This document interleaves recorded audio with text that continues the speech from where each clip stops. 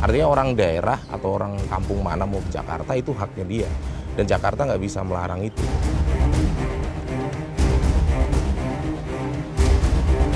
Tapi kalau hak dasar itu haknya bagi seluruh warga Indonesia begitu. Sekarang tidak ada kementerian yang mengelola persoalan urbanisasi. Jadi persoalan kependudukan ini tidak ada yang bertanggung jawab, hanya diserahkan kepada urusan pemerintah daerah. Mana dulu rumah masih di bawah. Kalau ditertipin, Bapak dikasih rusun, Bapak mau? Kalau ngontrak Ini nantinya mau jadi nggak kuat. Berarti Bapak selama ini alasan tinggal di sini tuh sebenarnya karena nggak kuat bayar sewa di tempat lain? Iya. Ya Allah, kapan saya nih dapat kayak gitu? Dapat rumah yang besar juga. Pengen gitu kayak gitu. Hidup saya kan selalu begini terus gitu.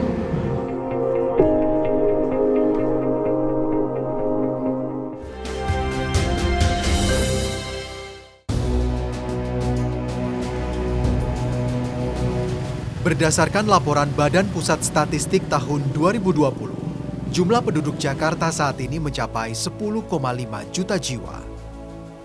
Jakarta masih menjadi magnet perekonomian bagi 17 juta warga kota satelit, yakni Bogor, Depok, Tangerang, dan Bekasi.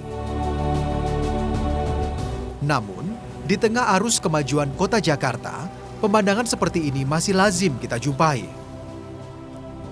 Para pendatang dari Indramayu, Cirebon, dan Subang, Jawa Barat sudah sejak 20 tahun lalu bermukim di dekat tempat pembuangan akhir.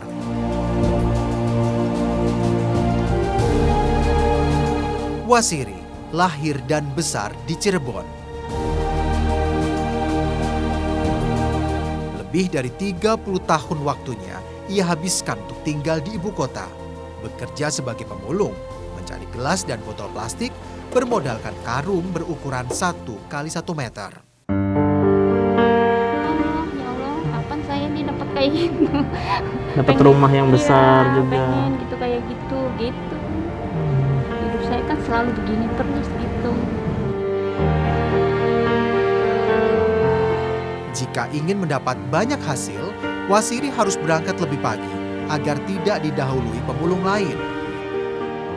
Wasiri juga harus lebih dulu berkeliling dibandingkan dengan pasukan Orange dari Dinas Kebersihan Jakarta.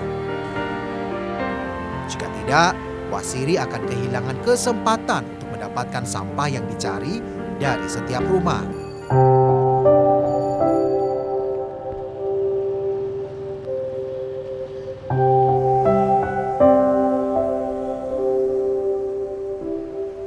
Memulung jelas pekerjaan yang berat bagi wanita berusia 50 tahun ini. Namun Wasiri tak punya pilihan. Penghasilan suami yang menjadi buruh lepasan tak cukup untuk membiayai rumah tangga mereka dengan 3 orang anak. Pernah nggak dapat sama sekali? Pernah, kadang nggak dapet. Terus Ibu ngapain hari itu? Pulang, nggak dapet. Terus kadang-kadang jalan lagi tuh habis pulang cuci jalan lagi. Ya kadang-kadang dapet, kadang-kadang enggak. Terus Banyak orang nyari. iya, saingannya makin banyak ya, Bu. Iya.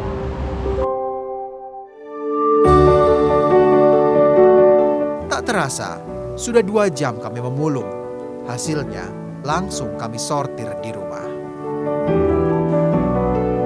Biasanya Bu Wasiri punya 4 rute pemirsa sampai ke titik-titik terjauh, ke kebun binatang Ragunan, Lenteng Agung, dan sebagainya. Kita meminimalisir jadi 1 rute aja, itu pun jaraknya kalau pulang pergi 1,5 kilo. Luar biasa perjuangannya sebagai tulang punggung keluarga. Aduh.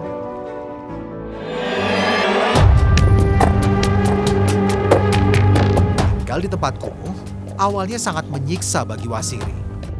Ia sempat mengalami sakit kulit dan diare yang menyiksa. Wasiri mencoba bertahan sampai akhirnya terbiasa hidup di sekitar tumpukan sampah kota Jakarta. Mandinya berapa kali berarti? Kadang siang mandi, terus pulang itu mandi mulung ya, mandi terus langsung ini nyangin. Habis nyangin, mandi lagi? Iya sore. Jadi pokoknya setiap habis kerja mandi gitu. Iya. Itu cara ibu buat tetap sehat ya? Iya, mandi. Ibu lagi COVID gini takut nggak sih? Takut. Takutnya apa? Takut kena itu kan. Hmm, Nggak ngerti apa. nggak ngerti. Iya. Tapi di sini nggak ada yang kena kan? Nggak ada. Alhamdulillah ya.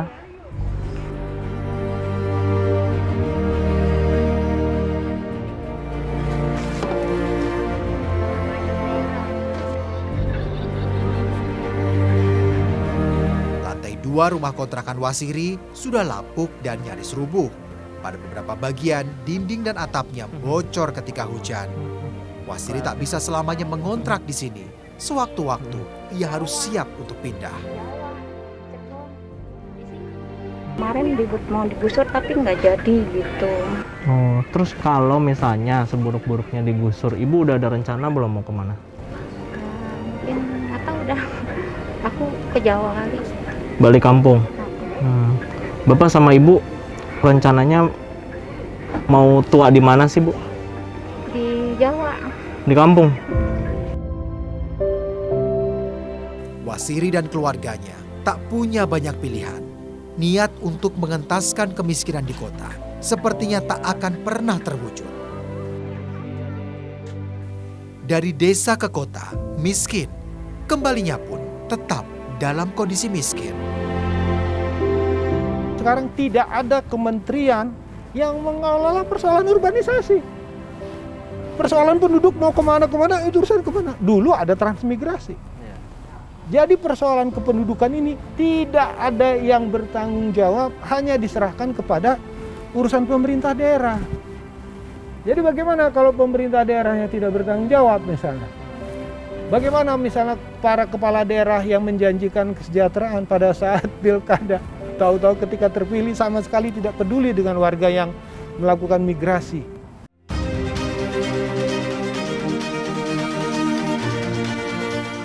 Selama pandemi COVID-19, jumlah penduduk miskin di Jakarta bertambah hampir 135.000 orang dan menjadi angka tertinggi selama beberapa puluh tahun terakhir. Masa pandemi jelas membuat mereka yang berada di ambang batas garis kemiskinan semakin sulit menjalani hidup. Penghasilan berkurang, sementara harga kebutuhan hidup semakin membumbung tinggi. Terus kalau nggak nutup gimana caranya? Ngutang apa jualan apa lagi? Ya palingnya ngutang. Ngutang. Ke siapa Biasanya. ngutangnya? Ngutang sama yang biasa jualan duit. Kalau sore setor gitu kan. Ah, Misalnya kita nih modalnya habis, Ah. udah ambil dulu kan. Kalau nggak dapat keuntungan itu ya itu dibagi buat jajan, buat setoran itu ngambil duit kan. Boleh tahu nggak, Bu? Kalau sekarang mungkin ada utang berapa? 3 juta sih. Itu buat Seharinya makan tuh? 30 ya buat makan buat ini. Seminggu? Ada sekitar 150 rumah sederhana yang dibangun di atas bantaran kali di daerah Manggarai Setiabudi. Tini dan Abdur menjadi salah satu penghuninya sudah lebih dari 2 dekade. Bangun di bantaran kali sebenarnya melanggar aturan karena berdampak pada pendangkalan sungai dan menumpuknya sampah rumah tangga. Pernah banjir sampai segimana, Pak? Ini Abis ini berarti?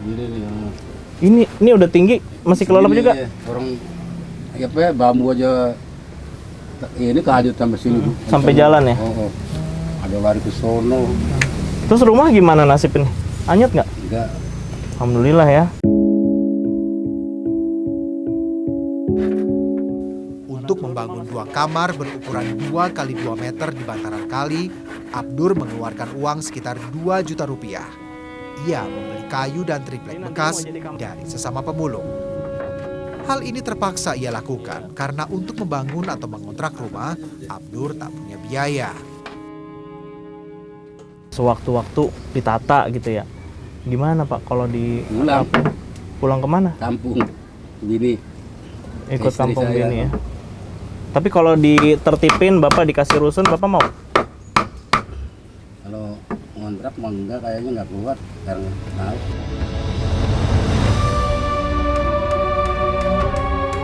kemiskinan membuat orang-orang seperti Abdur tak punya banyak pilihan.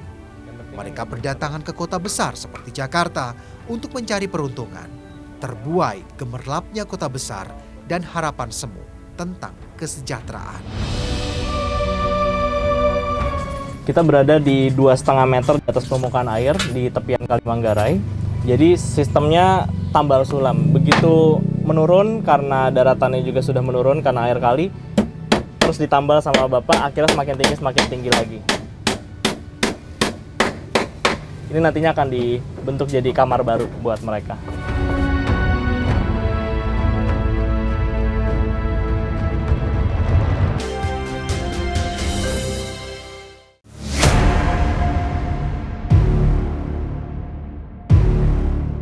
Sisa berapa nanti kira-kira kalau udah jadi jalan? Paling 500-an. Kalau dengan situasi sekarang sulit ya untuk bertahan ya. Seperti petani begitu pasti sulit sekali bertahan di Jakarta gitu.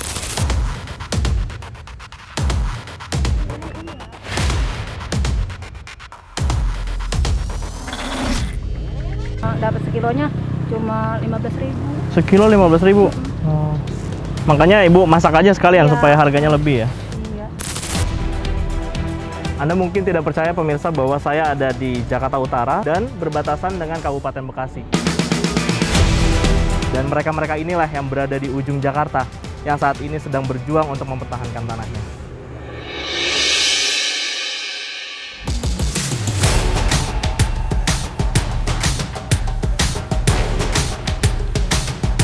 Sukar dipercaya, Jakarta sebagai kota metropolitan ternyata masih memiliki lahan persawahan.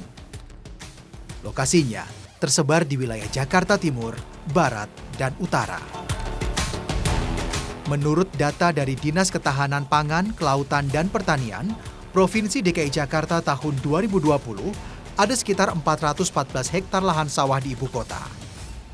Hasilnya memang tak banyak, kurang dari 1% dari total kebutuhan beras warga Jakarta. Areal persawahan di Kelurahan Rorotan, Kecamatan Cilincing, Jakarta Utara, termasuk yang terluas di Jakarta. Petaninya adalah warga Cilincing, dan sebagian lagi berasal dari Tarumajaya, Bekasi, Jawa Barat. Jika melihat kualitas lingkungannya, sebenarnya sudah tidak ideal lagi tanah di Jakarta digunakan untuk persawahan. Air untuk sawah berwarna keruh bercampur dengan limbah rumah tangga. Di beberapa bagian, nampak timbunan sampah yang mengganggu. Sejak puluhan tahun lalu, tanah para petani telah dibeli oleh korporasi. Mereka masih diizinkan menggarap dengan sistem bagi hasil.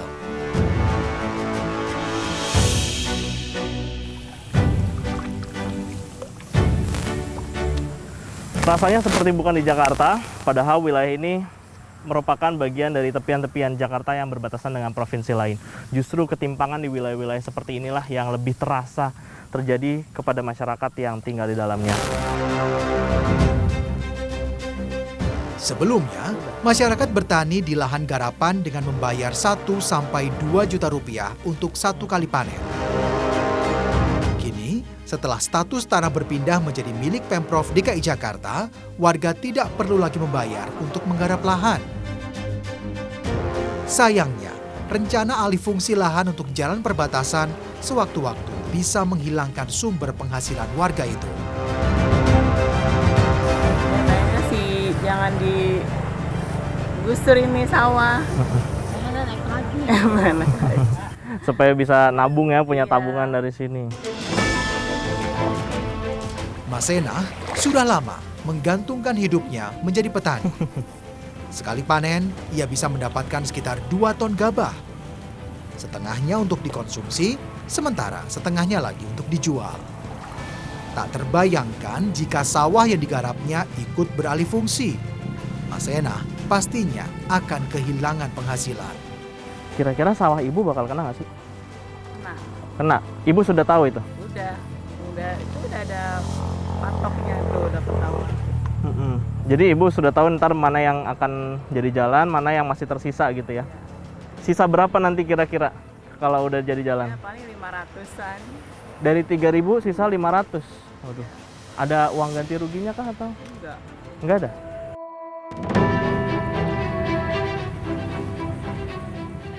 Mas Enah dan petani lainnya tetap menggarap lahan. Tak ada istilah istirahat. Mau bagaimana lagi? Tanpa hasil panen, dari mana mereka bisa makan?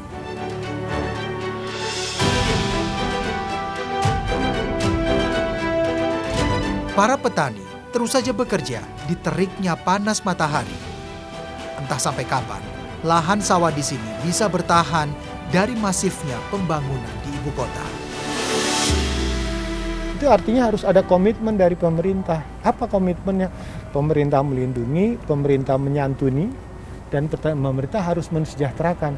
Karena nilai lahan itu dikaitkan dengan kebutuhan konsumsi untuk produk hasil pertanian, jangan-jangan dia hanya sekedar ada saja, tapi inputnya, artinya kebutuhan pangan dan sebagainya itu didapat dari luar. Ternyata banyak juga warga Rorotan yang mencari keong tutut di lahan sawah bekas panen. Mereka mencari keong tutut untuk dijual atau sekedar dijadikan lauk makan. Rasa daging keong tutut yang gurih dan kaya protein tentunya cukup bernilai ekonomis. Kalau ini keong jenis apa sih, Bu? Keong mas. Keong emas ya. Oh. Kalau yang disebut-sebut keong racun itu ini bukan sih, Bu? Yang kalau dimasak bisa jadi Beracun. makanan, bisa jadi beracun gitu. Oh iya, Bener ya? iya. Bisa kalau yang susah nggak bisa ngolahnya bisa beracun. Pernah ada kejadian? Pernah Keracunan? mabok itu kayak puyang-puyang aja.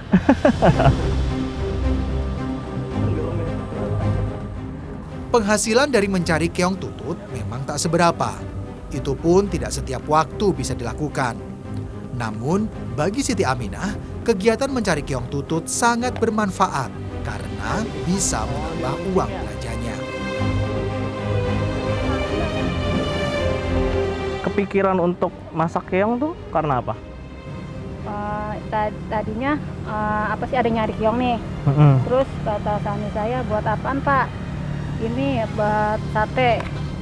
Terus kalau boleh Pak bisa cariin Pak, saya ambil gitu. Jadi dari situ sama saya nyariin tuh, kumpulin, abis itu yang kali maunya bersih dah ya. Terus saya bawa ke sana, cuma dapat sekilonya cuma 15.000. Sekilo 15.000. Makanya Ibu masak aja sekalian supaya harganya lebih ya. Jumlah keong tutut yang didapat Siti perharinya tak menentu. Apalagi orang yang mencarinya kini semakin banyak. Bagaimanapun, Siti merasa bersyukur masih ada rezeki yang bisa diperolehnya. Keong ini sebenarnya dua sisi mata uang ya, karena satu sisi dia menjadi hama bagi para petani yang menanam padi, kemudian di sisi yang lain dia merupakan mata pencarian bagi mereka yang menambah penghasilan bagi keluarganya. Dan warga akhirnya tidak hanya mencari tapi juga memasak untuk bisa menambah nilai jual dari keong ini. Semoga nanti laku semuanya.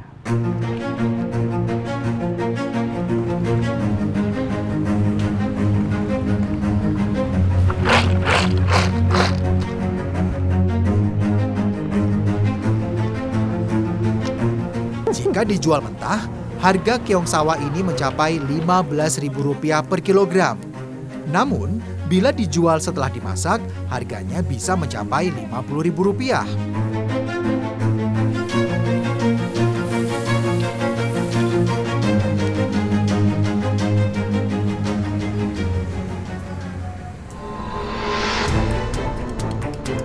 Siti berharap lahan sawah tempat ia mencari keong tutut akan tetap lestari, sehingga masih ada rizki untuknya di masa depan. Kalau dengan situasi sekarang sulit ya untuk bertahan ya. Karena kan Jakarta ini perubahannya cepat sekali.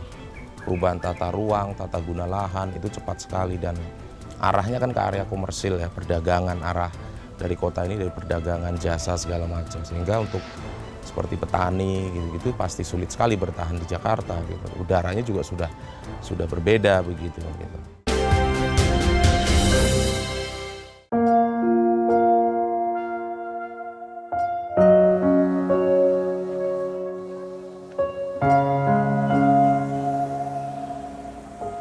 Alvin dan Niti sudah lama menjadi manusia gerobak. Hampir setiap hari mereka mencari rezeki di sepanjang jalan raya Kebagusan bersama anak bungsunya yang bernama Gio, usia 6 tahun.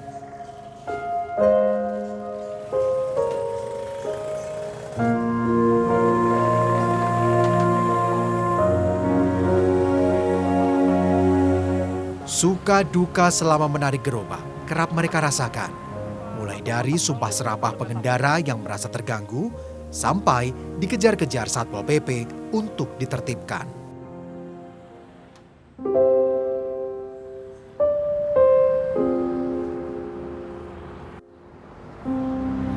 Biar nggak keringetan.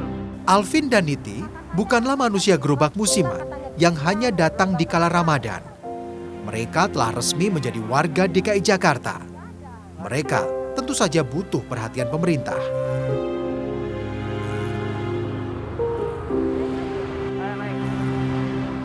Keberadaan manusia gerobak memang melonjak selama Ramadan. Mereka berharap rezeki dari kemurahan hati orang yang lalu lalang. Kegiatan memulung tak dilakukan dengan serius, karena bulan Ramadan membuat banyak orang mudah memberi sedekah.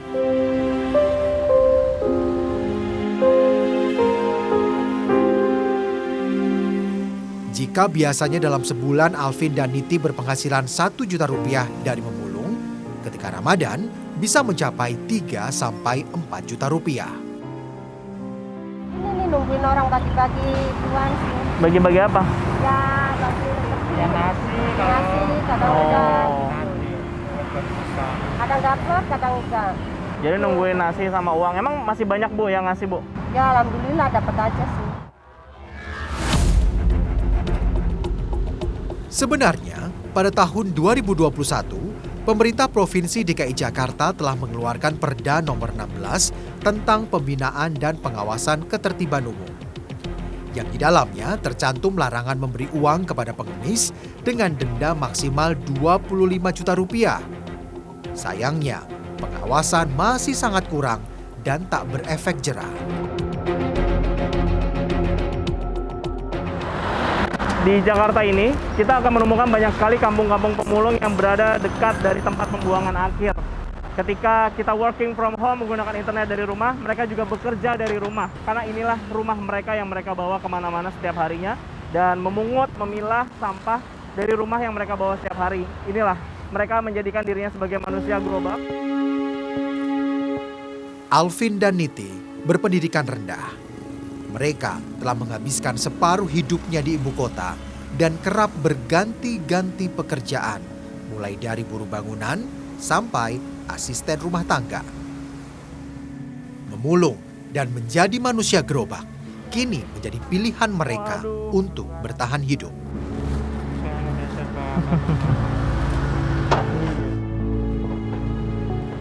Bermodalkan gerobak seharga 2,5 juta rupiah, mereka mencari barang-barang bekas yang masih bernilai rupiah. Pekerjaan yang tentunya melelahkan di tengah teriknya matahari kota Jakarta. Oh, baju juga.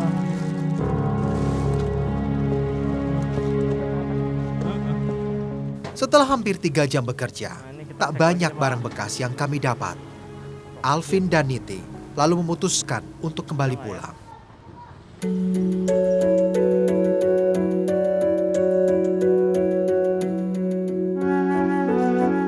Permukiman kumuh tempat Alvin dan Niti tinggal, ada sekitar 80 kepala keluarga dan hampir separuhnya telah memiliki KTP Jakarta.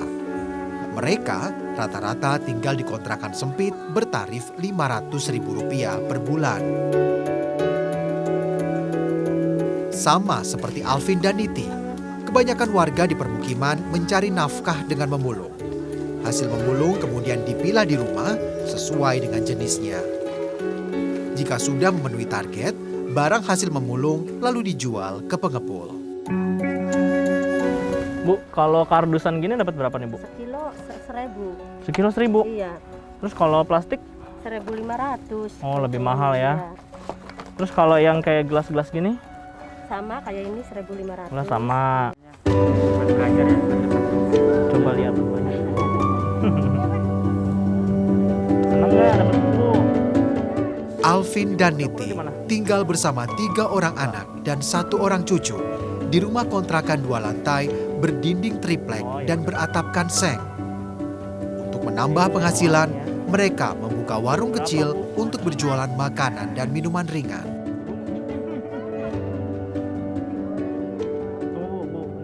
Sayang, sumber air di sekitar permukiman kurang baik kualitasnya.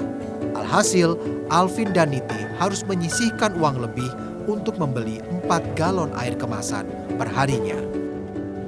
Jadi airnya dari sini nggak, bukan Iya, air dari bukan, kamar mandi bukan. gitu? Kurang bagus kalau air kamar mandi agak bau-bau gitu. Oh, kalau air kamar mandi bersih sebenarnya? Bersih tapi bau. Kurang kalau buat minum buatnya kurang nyaman dah. Setidaknya, untuk bisa bertahan hidup, Alvin dan Niti harus mendapatkan uang Rp50.000 dalam sehari. Jika tidak, terpaksa mereka harus berhutang dan membayarnya dengan bunga yang lumayan.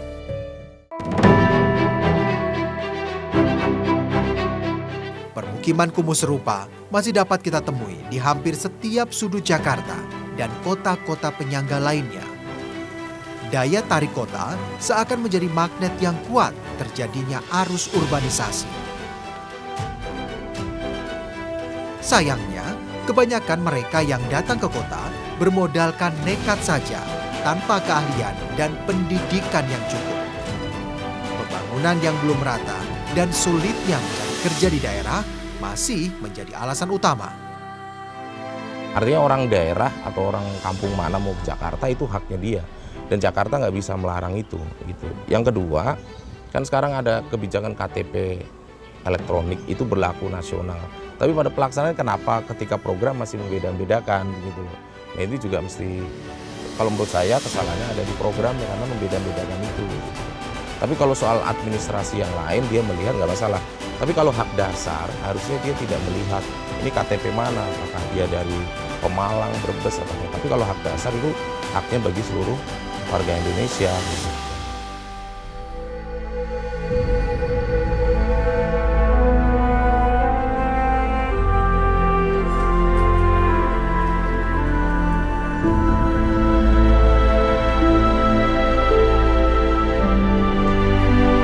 Perkampungan kumuh dan kemiskinan bukan hanya menjadi problem bagi Jakarta, tapi juga kota-kota besar lainnya di Indonesia. Tentu saja perlu penanganan serius dari pemerintah pusat dan daerah. Program membangun desa selayaknya bisa menjadi solusi agar mimpi-mimpi sejahtera tak hanya menjadi milik mereka yang tinggal di kota saja.